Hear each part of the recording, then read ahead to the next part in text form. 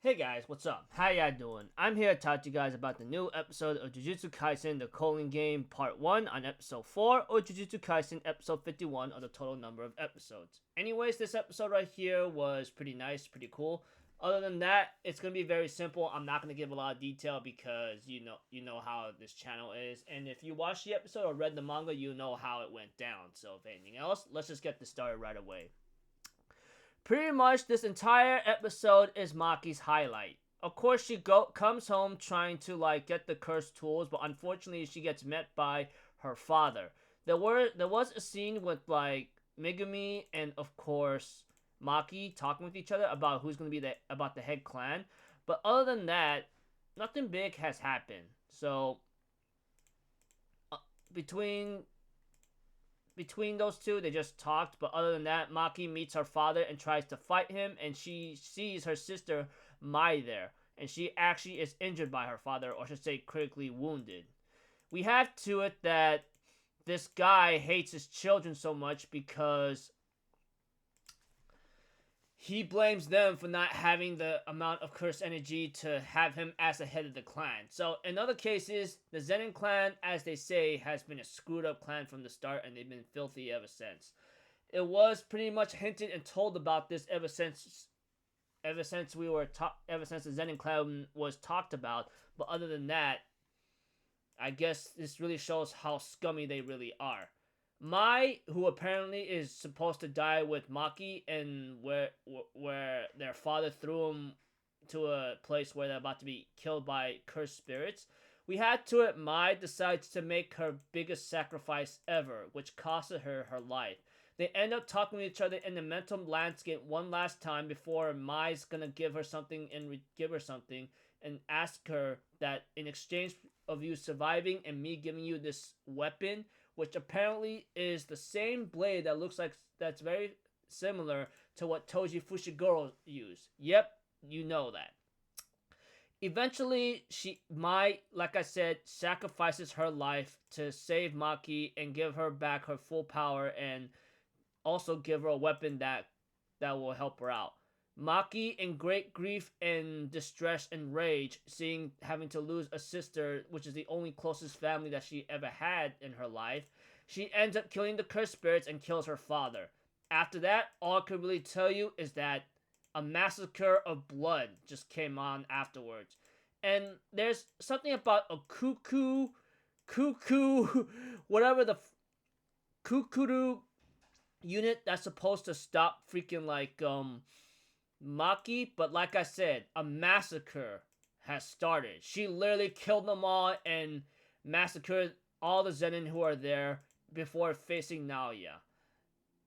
I'm just gonna put it in simple words. It was a bloodbath, and I thought it was really well done. But unfortunately, a friend of mine shows me otherwise, that there are some people who are fans of JJK or Jujutsu Kaisen that are not very satisfied or very happy.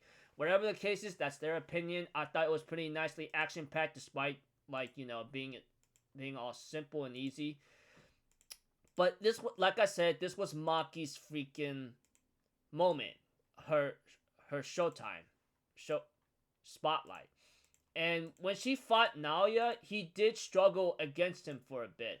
But after having her full body of heavenly restriction, she ends up defeating Naoya with one powerful punch. Unfortunately, that does not kill him, which is shown later.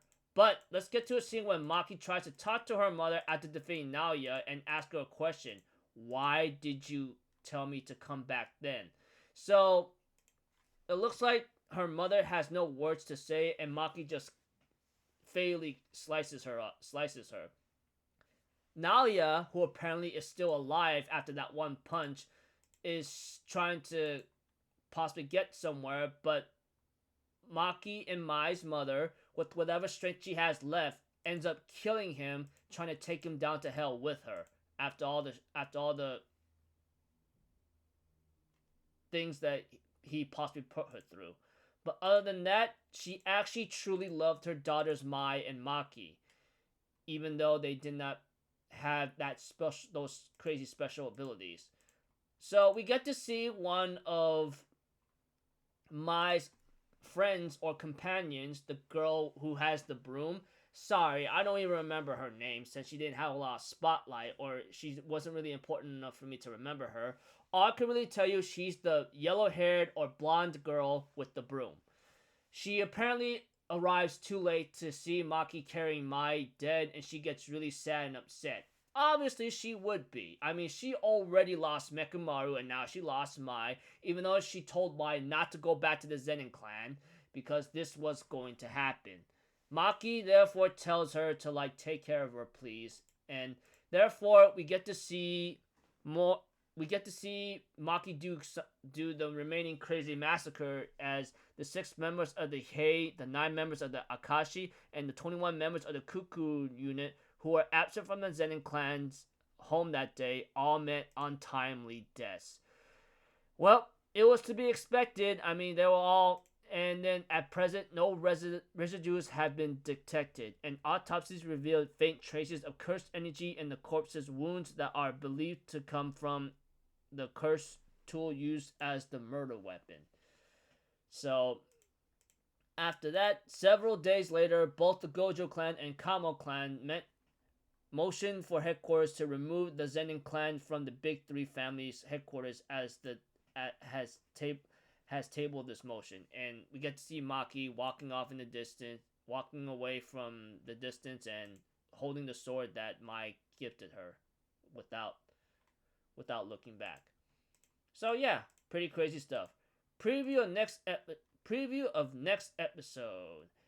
Looking forward to see how this goes. Other than that, it is called Passion. So yeah, really excited to see what's to come. I mean, Maki, man, she was, like I said, and repeating myself over and again, I apologize. She was the biggest spotlight in this episode, and her power is now that of Toji's.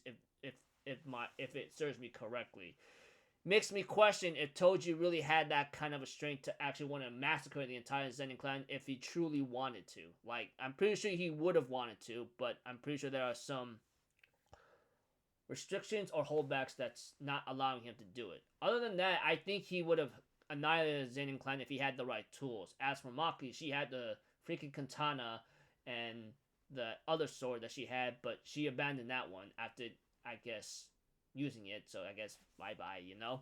So looking forward to, like, next episode, and it'll be exciting, and it looks like to me it's gonna be possibly Yuji Itadori's turn. So until then, I'll see you guys later. I'm Alpha Zero. Have a good day. I'll see you guys next time. All right, peace out. Bye bye. Toot toot.